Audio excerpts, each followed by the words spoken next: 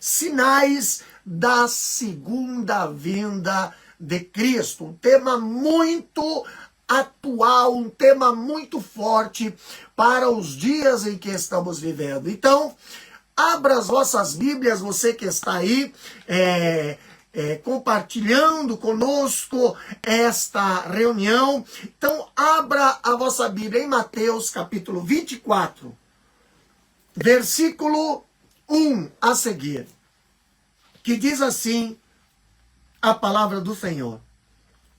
E Jesus, saindo, partiu do templo, e aproximaram-se dele os seus discípulos, para lhes mostrarem os edifícios do templo.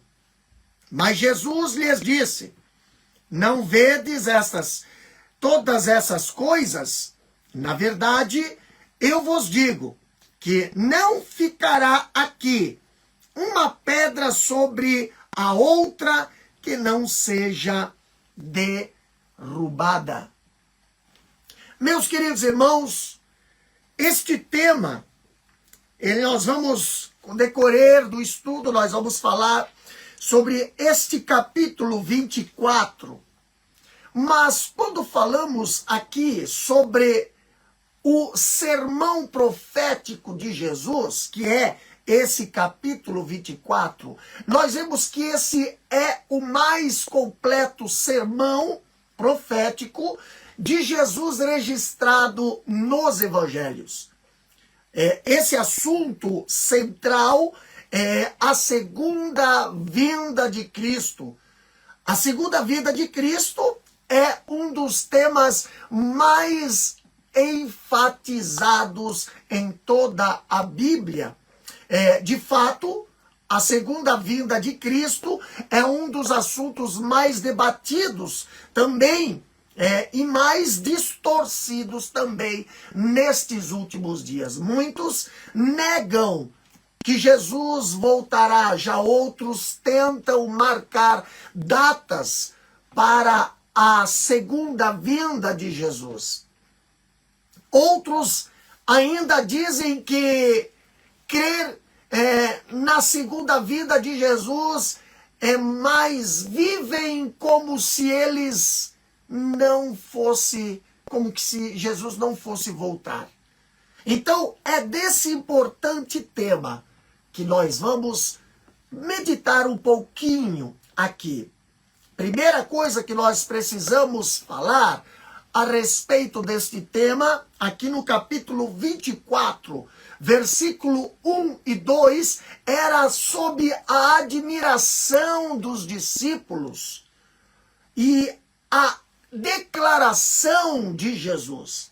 Como nós vimos aqui, versículo 1 e versículo 2 do capítulo 24 de Mateus, a Bíblia diz bem assim, ó: e Jesus saindo, partiu do templo, e aproximaram-se dele os seus discípulos, para lhe mostrarem os edifícios do templo. Mas Jesus, respondendo, disse-lhe: não vede todas essas coisas? Na verdade, eu vos digo que não ficará aqui uma pedra sobre a outra que não seja derrubada. Queridos, presta atenção nessa passagem. Jesus, ele tendo ali concluído o seu discurso final no templo, ele agora parte para nunca mais voltar. E os discípulos, que eram galileus e só iam a Jerusalém no período das festas judaicas, eles estavam mais e mais encantados ali com a exuberância do templo, que foi ali ampliado e embelezado pelo Herodes o Grande, né? Pois esse era um dos mais belos monumentos ali do século I. Então, esta obra arquitetônica monumental era de mármore branco polido, tão belo como uma montanha de neve. Foi dito acerca desse templo. Ali, quando nós vemos a Bíblia dizendo, aquele que nunca viu, né? A Bíblia dizendo, não, os escritores dizendo que aquele que nunca viu o templo de Herodes, nunca viu um edifício majestoso. Mas a Bíblia, em Mateus capítulo 23, versículo 38, Jesus, ele já havia dito que para eles que não restará pedra sobre pedra daquele colossal edifício religioso. Aquele majestoso templo de mármore, o tal famoso templo, né, que Zorobabel reconstruiu, que era o templo de Salomão. Depois Herodes ainda, ele fez ali mais alguma coisa ali. Então esse majestoso templo de mármore branco, bordejado de ouro, o terceiro templo de Jerusalém, um dos mais belos monumentos arquitetônicos do mundo, seria arrasado pelos romanos 40 anos depois no terrível cerco de Jerusalém. Então, ali nós vemos já começar as profecias ali a se cumprirem. Mas em Mateus capítulo 24, versículo 3, a Bíblia nos dá outra coisa importante para nós observarmos. Ali no versículo 3 nós vemos: e estando ele assentado no Monte das Oliveiras, chegaram-se a ele os seus discípulos, em particular dizendo: dize-nos quando serão essas coisas e qual será o sinal da tua vinda e do fim do mundo? A profecia acerca da destruição de Jerusalém e da segunda vinda de Cristo, nós vemos aqui os discípulos, eles perguntam quando isso se daria e que sinais haveria da sua vinda. E essa resposta, ela tem a ver com o quê? Com a destruição de Jerusalém e também com a segunda vinda, que é a consumação dos séculos. Já a destruição do templo é um símbolo que vai acontecer na segunda vinda. Jesus, ele prediz a iminente destruição do templo de Jerusalém como um tipo da grande tribulação que virá no final dos tempos. Então, o impacto que essa profecia deve ter causado ali nos discípulos não foi pequena. Por quê, pastor? Porque se nós olharmos na cultura, aqui na cultura bíblica, na cultura do tempo em que eles estavam vivendo, em que foi construído este templo, olha só que interessante. A construção desse templo havia durado 46 anos aproximadamente. Era um edifício magnífico, o centro nevrálgico da religião judaica. E não só o templo, mas a cidade de Jerusalém, a Bíblia diz que também seria destruída. Lucas capítulo 21, versículo 24, a parte B, se nós olharmos a palavra de Deus dizendo em Lucas 21, versículo 24, a parte B diz bem assim, ó: e eles cairão a fio da espada e serão levados cativos para todas as nações. E Jerusalém será pisada pelos gentios até que os tempos dos gentios se completem. Então, Jerusalém será destruída, o templo será destruído e o seu povo disperso pelo mundo. Como fala no versículo 24 também do capítulo 21 de Lucas.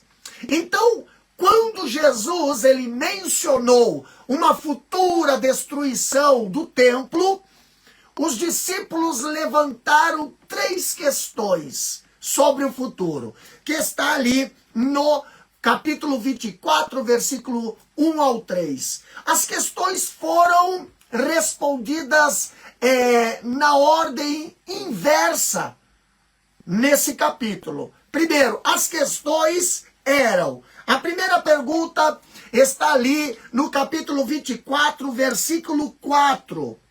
Que diz assim, Jesus, versículo 3, né? Que diz assim, ó. E estando ele assentado no Monte das Oliveiras, chegaram-se a ele e os seus discípulos em particular, dizendo, dize-nos quando serão essas coisas e qual será o sinal da tua vinda e do fim do mundo?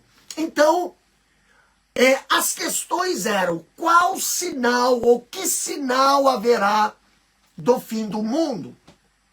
E nós vemos a resposta ali sendo respondida a essa pergunta a partir do versículo 4 até o versículo 25. Então, ali o sinal, Jesus responde, né? Então, que sinal haverá do fim do mundo? Primeira pergunta. Segunda pergunta, que sinal haverá da tua vinda? A partir do versículo 26 até o versículo 35, nós temos Jesus respondendo, né? E a terceira pergunta dos discípulos que eles fizeram é, quando serão estas coisas? Então, a partir do versículo 36 até o 41, nós vemos ali Jesus respondendo estas 3 perguntas dos discípulos. As respostas de Jesus podem ser reunidas assim como: o fim do mundo será marcado por um sofrimento intenso que se iniciará com o cumprimento da profecia lá do livro de Daniel, capítulo 9, versículo 27, que diz sobre o abominável da desolação. Capítulo 24, versículo 15, aqui nos diz: quando, pois, virdes a abominação da desolação, falado pelo profeta Daniel, posta no santo lugar, quem lê, entende. Então, a sua própria vinda, meus queridos irmãos que nos ouvem nesse momento, compartilhe esta live. Compartilhe esta live. Então, a sua própria vinda, ela será visível para todos, porque ele retornará abertamente com um exército de anjos. Mas quando isso vai acontecer, ninguém sabe. Ninguém sabe. Então, o restante do capítulo 24 e depois todo o capítulo 25, aqui, que ainda fala, né, sobre as 10 virgens, né? Então, desenvolve um único tema. Até que Jesus volte, realmente, o povo de Deus, ele deverá se manter-se atento, sempre pronto, tá? Sempre prontos. Uma vez que Cristo poderá vir a qualquer momento, como fala aqui no capítulo 24, né? Então, como servos responsáveis pelo bem-estar dos outros, nós teremos de ser fiéis até que Jesus venha. Meus queridos que nos ouvem aqui pelas redes sociais, como está a sua vida com Deus? Onde passarás a eternidade se Jesus vier neste momento? Como é que você está com Deus nesse momento? Pastor, eu estou bem, eu tenho Deus, mas Você está bem com Deus mesmo? Porque semelhantemente, a Bíblia fala aqui no capítulo 25, sobre as 10 virgens, né? As damas de honra esperando para acompanhar o noivo até a casa da noiva. Nós devemos estar vigilantes, nós devemos estar preparados, prontos, como aqueles a quem foram dados recursos por um Senhor ausente. Precisaremos usar o que temos e com que somos em um benefício ali até que ele volte. Como está aqui no capítulo 25, versículo 14 até o 30. Pastor, um dia o rei voltará. Então, a Bíblia diz que todos os justos serão bem-vindos em sua presença, ao passo que os injustos serão rejeitados para sempre. Mas quais são os sinais da segunda vinda de Cristo? Evangelho de Mateus, capítulo 24, do versículo 4 em diante, até o versículo 31, aqui diz, aqui nos mostra. Por uma questão aqui literária, nós vamos classificar os sinais por blocos de temas e não por sequência dos versículos. Primeiro, os sinais, anota aí você que gosta de escrever aí anotações sobre a palavra de Deus. O primeiro sinal da segunda vinda de Cristo, ou um dos sinais, é o sinal que mostram a graça. Versículo 14 do capítulo 24, olha o que a Bíblia fala. E este evangelho do reino será pregado em todo o mundo, como testemunho para todas as nações, e então virá o fim. Queridos, Jesus, ele morreu para comprar aqueles que procedem de toda a tribo, aqueles que procedem de toda raça, povos, línguas, nações, como fala Apocalipse, capítulo 5, versículo 9. A evangelização das nações é o sinal de que deve preceder a segunda vinda de Cristo. E a igreja, ela deve aguardar e apressar o dia da vinda de Cristo. Como fala 2 Pedro 3:12, se nós olharmos esta passagem e meditarmos um pouco, olha o que diz em 2 Pedro 3, versículo 12. A Bíblia fala bem assim, ó: aguardando e apressando-vos para a vinda do dia de Deus, quando os céus em fogo serão dissolvidos e os elementos com calor fervente derreter-se-ão. Jesus está declarando que cada uma dessas nações, em uma ou outra ocasião, durante o curso da história, ouvirá o Evangelho. Inclusive através desta live, inclusive através de você que está assistindo esta live. Você pode aí compartilhar esse estudo bíblico em suas redes sociais, para que através da sua vida mais pessoas venham estar alcançando a palavra do Senhor. Então, aqui não há promessa de segunda oportunidade. Não. O mundo é para a igreja aquilo que um andaime é para um edifício. Quando a igreja for edificada, o andaime será retirado. O mundo, então, ele deve permanecer até o último eleito ser salvo. E então virá o fim. Ou nós podemos também dizer que a história das missões, ela nos mostra que o evangelho tem se estendido, olha só, do Oriente até o Ocidente. E vamos ver uma questão com mais detalhes. Olha só, eu estava estudando e nós vemos que nos primeiros séculos, nós vemos a história aqui do livro de Atos. O apóstolo Paulo, ele foi o grande bandeirante do cristianismo, plantando igrejas nas províncias da Galácia,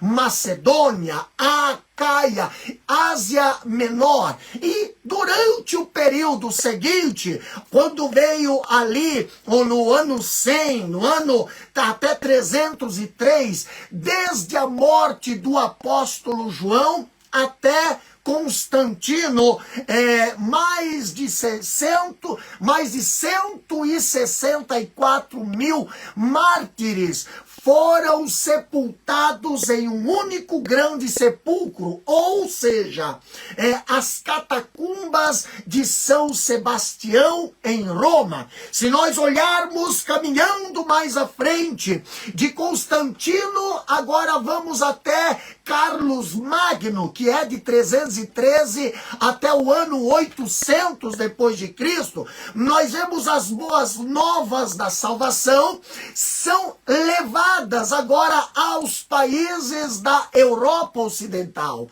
E nesse tempo, os maometanos apagaram a luz do evangelho em muitos países da Ásia e também da África. Depois, caminhando um pouquinho mais para frente, de Carlos Magno até Lutero, isso é por volta de 800 até 1517, a Noruega, a Islândia e a Groenlândia são evangelizadas também. E os escravos da Europa Ocidental se convertem. Olha que alegria! Como um só corpo ao cristianismo.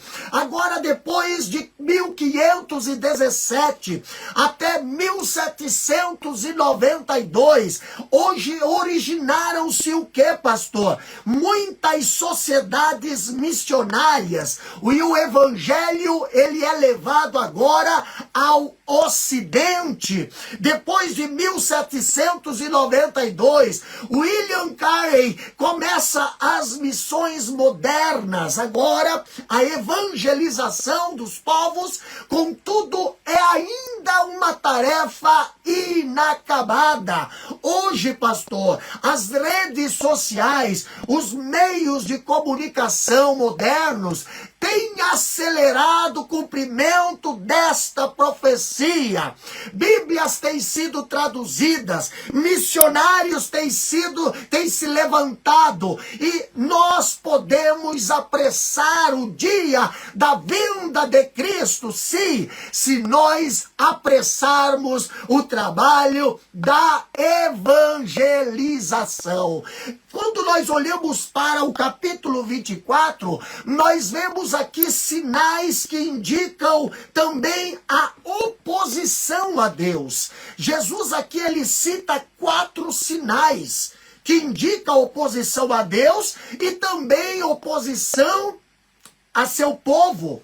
Como nós vemos, primeiro sinal, capítulo 24, versículo 9, 10 e o versículo 21 e 22. Olha o que diz aqui. Mateus capítulo 24, versículo 9 e 10, diz o seguinte: então vos hão de entregar para serdes atormentados, e vos matarão, e sereis odiados de todas as nações, por causa do meu nome. E então muitos se ofenderão e trairão uns aos outros, e uns aos outros se odiarão. Versículo 21 e 22.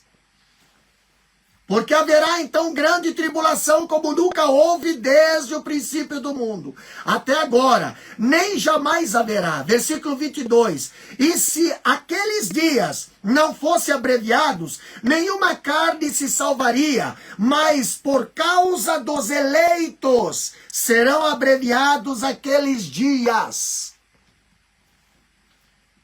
Um dos sinais que indica oposição a Deus é a tribulação. Anota aí, a tribulação. A vinda de Cristo, ela será predita ou precedida de um tempo de profunda angústia, um tempo de profunda dor. Haverá perseguições de fora e traidores de dentro. E esse tempo é ilustrado como o tempo do cerco de Jerusalém. Ali quando o povo foi encurralado pelo exército romano e muitas pessoas foram mortas a espadas, outras crucificados ou vendidos como escravo no mercado por um preço qualquer. Então esse tempo será abreviado por amor aos eleitos. Será o tempo de angústia de Jacó. A perseguição religiosa, né? Tem estado presente em toda a história. Os judaizantes, os romanos, a Inquisição, nós vemos os governos totalitários, o nazismo, o comunismo, o islamismo e as religiões extremistas. No século XX, meus queridos, nós tivemos o maior número de mártires da história. E essa grande tribulação descreve o mesmo período. Primeiro, apostasia. Segundo, a depravação moral. E terceiro, o anticristo. Então, esse é um tempo angustiante como nunca houve em toda a história. Tempo de tribulação. Segundo ponto, aqui nós vemos também um sinal que é oposição a Deus e a seu povo, é a apostasia. No capítulo 24, versículo 4 e 5, diz bem assim, ó. E Jesus respondendo disse-lhe: fiquem atentos para que nenhum homem vos engane, porque muitos virão em meu nome dizendo, eu sou o Cristo, e enganarão a muitos. Versículo 23 até o 26, ainda no mesmo capítulo fala, então se algum homem vos disser, eis que o Cristo está aqui, ou ali, não acrediteis, porque hão de surgir falsos cristos e falsos profetas, e farão tão grandes sinais e maravilhas que, se possível fora, enganariam até os eleitos. Versículo 25. Eis que de antemão eu vos tenho dito. Portanto, se vos disserem, eis que ele está no deserto, não saiais. Eis que está no esconderijo secreto, não acrediteis. A apostasia. A apostasia é um dos sinais que antecede a segunda vinda de Cristo. E está aqui qualificada ou classificada em sinais que indicam a oposição. É significativo, meus queridos, que o primeiro sinal que Cristo apontou para a sua segunda vinda tenha sido o surgimento de falsos messias, o surgimento de falsos profetas, falsos cristãos, falsos ministros, falsos irmãos pregando, promovendo um falso evangelho nos últimos dias. A Bíblia diz que Cristo declarou que um falso cristianismo marcará os últimos dias. Se nós olharmos o historiador Flávio Joséfo, ele diz que se atribui aos falsos cristos uma das razões para a manifestação violenta da população. Uma das razões para a manifestação violenta, tá, da população contra Roma, que levou à destruição ali, né? Levou à destruição a cidade de Jerusalém. Então, nós estamos vendo o ressurgimento do antigo gnosticismo, de um novo evangelho, de outro evangelho, de um falso evangelho nestes últimos dias. Meus queridos, a segunda vinda será precedida pelo... A segunda vinda, ela será precedida pelo abandono da fé. Abandono da fé. Nós vemos a fé verdadeira, ela será abandonada. O engano religioso estará em alta. Novas seitas, novas igrejas, novas doutrinas se multiplicarão. Haverá falsos profetas, haverá falsos cristos, falsas doutrinas, haverá falsos milagres. E nós vivemos hoje uma explosão de falsos milagres. Vivemos hoje uma explosão da falsa religião. O islamismo em 2018, ele domina cerca de 1,8 bilhão de pessoas. Isso é de 2018. Já o espiritismo kardecista e os cultos afro-brasileiros proliferam também. Quando nós olhamos as grandes religiões orientais, como o budismo, o hinduísmo, mantém milhões de pessoas num berço de cegueira espiritual. As seitas orientais e ocidentais, elas têm florescido com grande força. Os desvios teológicos são graves. Liberalismo, misticismo, sincretismo. Os grandes seminários que formaram teólogos e missionários hoje estão vendidos aos liberais. Muitas igrejas históricas já se renderam ao liberalismo. Há igrejas mortas na Europa, há igrejas mortas na América e no Brasil, muitas delas vitimadas pelo liberalismo. Pastor, o liberalismo nega a doutrina da ressurreição e dizem que os milagres operados por Jesus não passam de mitos. Quando olhamos o misticismo, de igual modo está adentrando os umbrais da muitas igrejas hoje. A verdade está sendo torcida, o comércio está sendo introduzido nas igrejas, as indulgências da Idade Média estão sendo desengavetadas com novas roupagens. Queridos, a igreja está se transformando numa empresa. Os púlpitos estão se transformando num balcão e o templo numa praça de barganha e o evangelho num produto de consumo. E os crentes estão sendo os consumidores. O que é que está acontecendo? É sinais da volta de Cristo. Apostasia. Terceiro ponto é a depravação moral. A depravação moral, capítulo 24. Acompanhe aí na sua Bíblia, Mateus capítulo 24, versículo 12 e 13. Olha o que diz ali.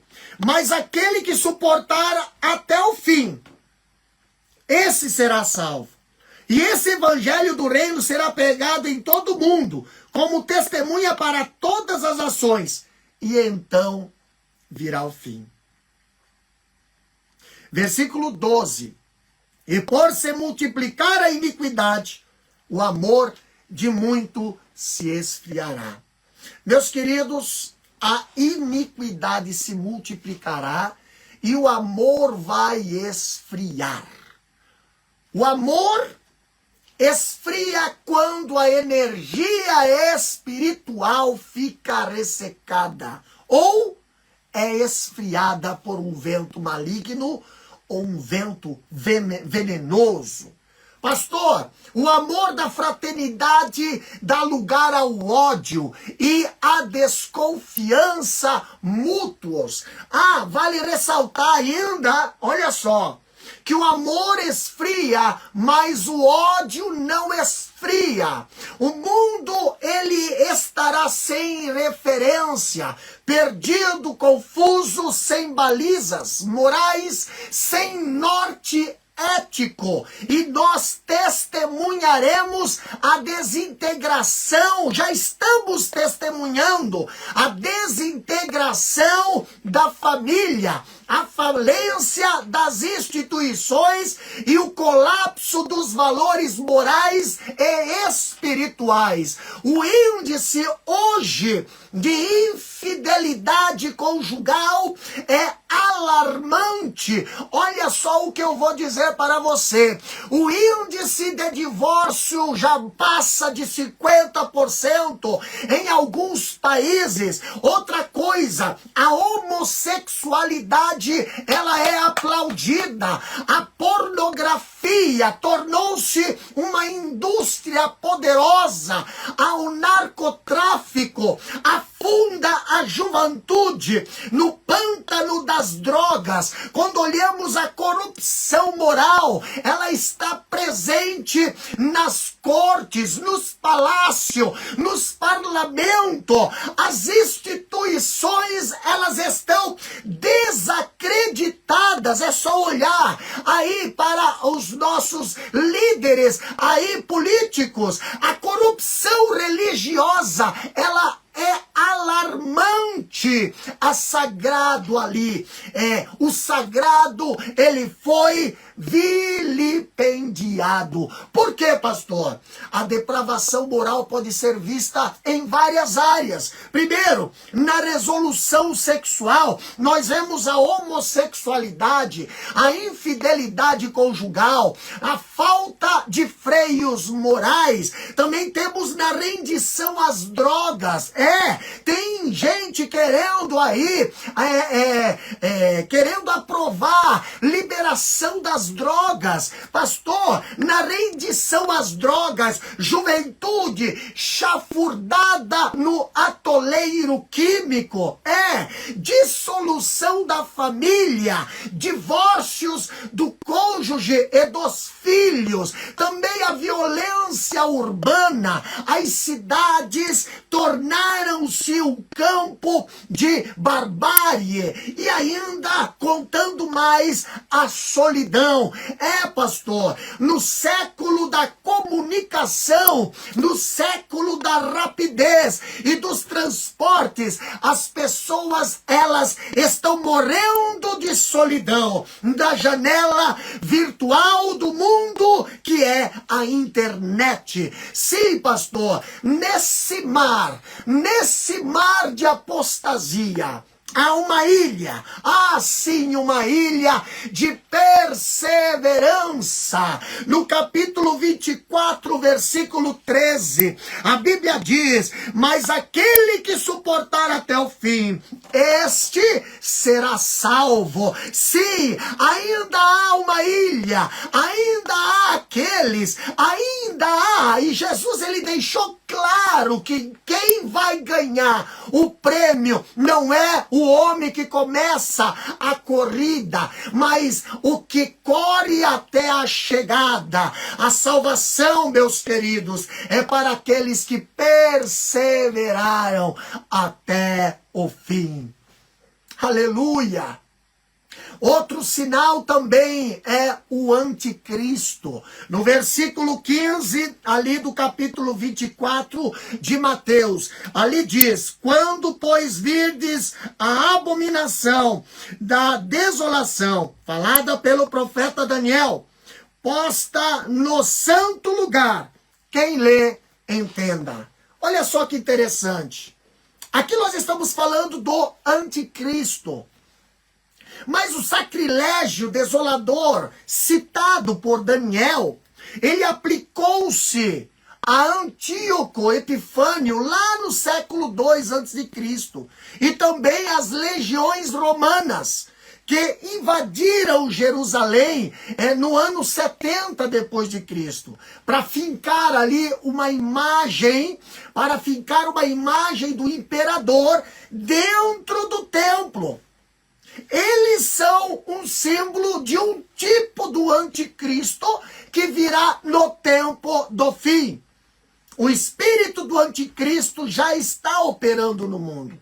Eles se opõem e se levantam contra tudo o que é de Deus, ou o que é Deus. Ele se levantará para perseguir também a igreja. E ninguém resistirá ao seu poder e autoridade. Ele irá perseguir, ele irá matar, controlar. Então muitos crentes serão mortos e selarão seu testamento com a própria morte ou com o seu próprio sangue. Sim, o anticristo, meus queridos, não é um partido, não é uma instituição, nem mesmo uma religião, não. O que é o anticristo? O anticristo é um homem sem lei, uma espécie de encarnação de Satanás, que agirá na força e no poder de Satanás. E ele será levantado também em tempo de apostasia. Ele governará com mãos de ferro, perseguirá cruelmente a igreja, blasfemará contra Deus, mas no auge do seu poder. A Bíblia diz que Cristo virá em glória e o matará com o sopro da sua boca e será quebrado sem esforço humano. Nessa batalha final, que será lá no Armagedon, a única arma usada será a espada afiada que sairá da boca do nosso Senhor Jesus Cristo. Aleluia! Ele será destruído com o sopro da boca de Cristo. Mas nós temos outros sinais que indicam o juízo divino. E desses sinais aqui, nós temos aí sinais que indicam a graça, sinais que indicam oposição contra Deus e contra seu povo, e aqui nós temos sinais que indicam o juízo divino. Sim, no versículo 6 e 7, aqui do capítulo 24 de Mateus, a Bíblia nos diz o seguinte: e ouvireis de guerras e rumores de guerras, olhai para que não vos perturbeis, pois todas essas coisas devem acontecer, mas ainda não é o fim. Pois se levantará nação contra nação, e reino contra reino, e haverá fome e pestes e terremotos em vários lugares. Que sinal é esse, pastor? Sinais de juízo. Juízos divinos. Primeiro sinal aqui que nós temos é as guerras. A destruição de Jerusalém foi o começo do fim. O grande tipo e o antitipo de tudo o que acontecerá quando Cristo vier no último dia. a derrubada de Jerusalém foi um fim, mas não foi o fim. Porque a Bíblia diz, ainda não é o fim.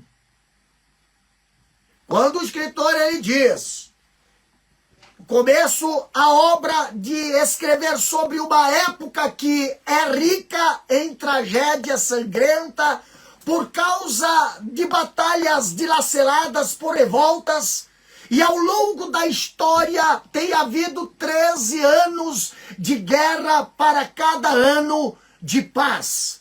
Olha só que interessante. Desde 1945, vamos de história um pouco, após a Segunda Guerra Mundial, o número de guerras tem aumentado vertiginosamente.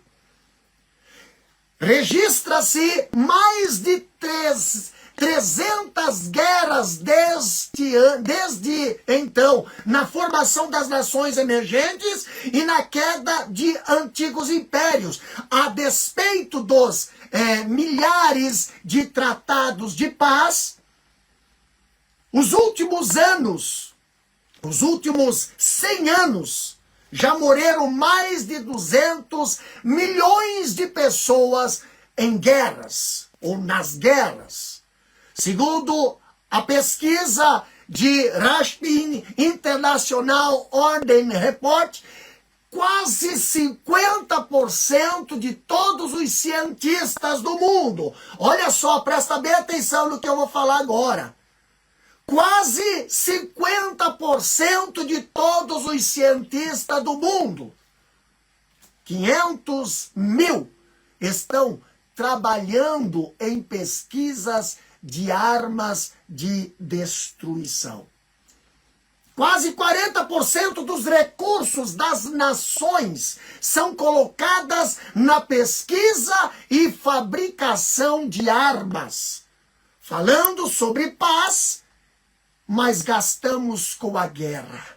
Gastamos mais de $1 trilhão por ano em armas e guerras.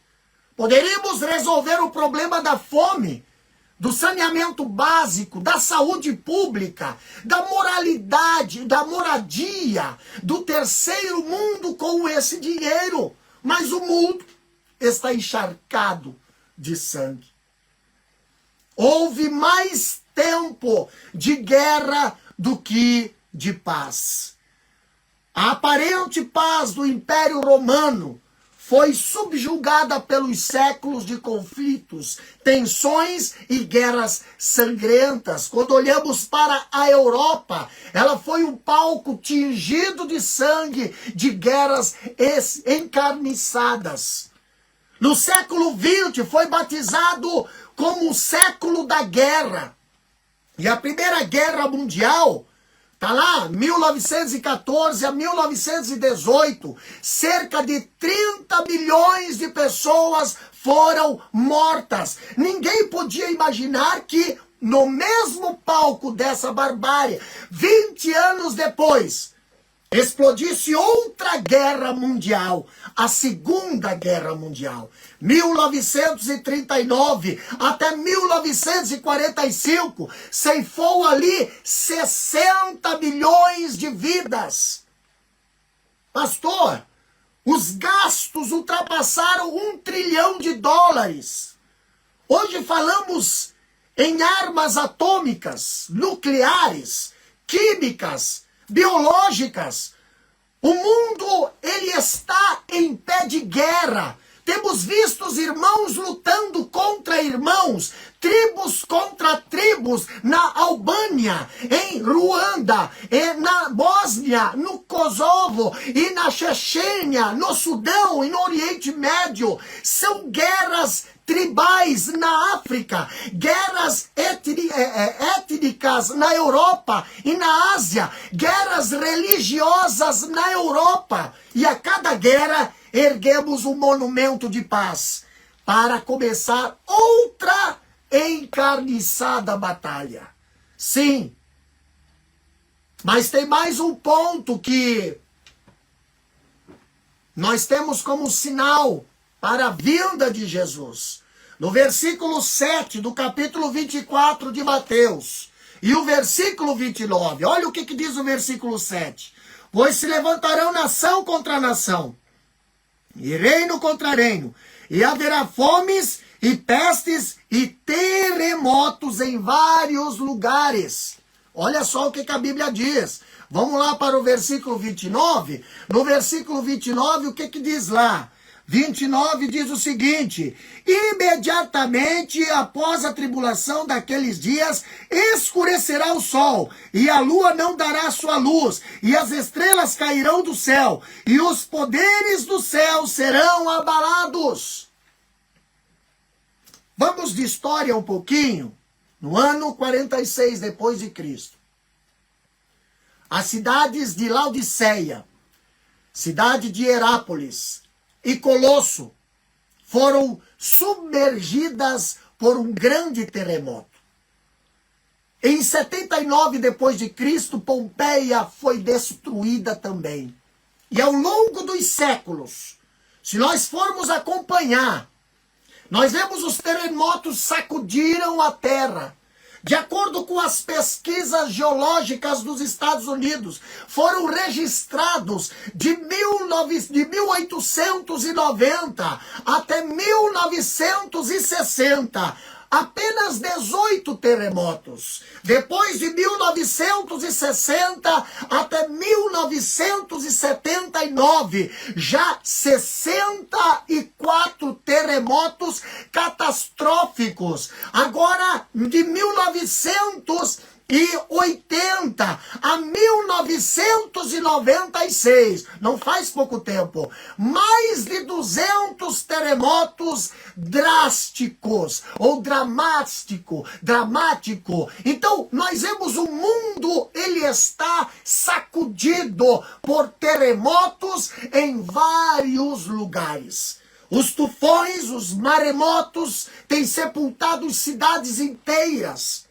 Desde o ano de 79 depois de Cristo, no século I, quando a cidade de Pompeia, ali, lá na Itália, né, foi sepultada pelas cinzas, ali de Vesúvio, o mundo está sendo sacudido por terremotos, maremotos, tufões, furacões, tempestades.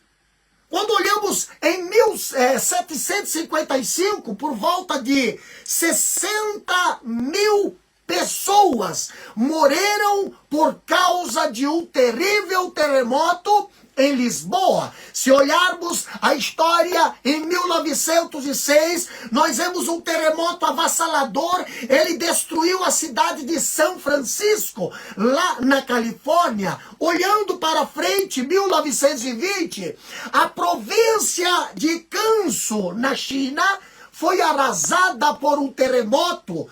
Mais à frente, 1923, Tóquio foi devastada por um terremoto. 1960, o Chile, ali perto do nosso Brasil, foi abalado por um terremoto que deixou milhares de vítimas.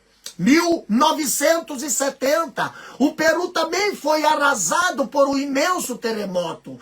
E nos últimos anos também nós vimos, aqui na Austrália também, vimos também o tsunami lá na Ásia invadir como ondas gigantes, cidades inteiras. Furacão Catarina, né, o Katrina, deixou a cidade de Nova Orleans debaixo da água. Dezenas de outros tufões e furacões, maremotos, terremotos, eles têm sacudido os alicerces do planeta Terra, destruído cidades e levando milhares de pessoas à morte. O que é isso, pastor? Sinal da vinda de Jesus. No século XX, houve mais terremoto do que em todo o restante da história. O que, pastor? Sim, no século XX, só no século XX, houve mais terremotos do que em todo o restante da história. A natureza, ela está gemendo e entretando ali, entrando em convulsão. Aquecimento do planeta está levando os polos a um derretimento que pode provocar grandes inundações. Mas Apocalipse, capítulo 6, versículo 12 até o 17, ali anuncia que as colunas do universo são todas abaladas, o universo entra em colapso, tudo que é sólido é balançado, não há refúgio, nem há esconderijo para o homem, nem em nenhum lugar deste universo. O homem desesperado para buscar fugir de Deus, esconder-se em cavernas e procurará ali a própria morte. Sim, mas nada disso, nada e ninguém pode ali oferecer refúgio para o homem. Ele terá de enfrentar a ira de Deus. Queridos, quando Cristo vier, os céus se desfarão em estrepidosos estrondos. Deus vai redimir a própria natureza do seu cativeiro. E nesse tempo a natureza será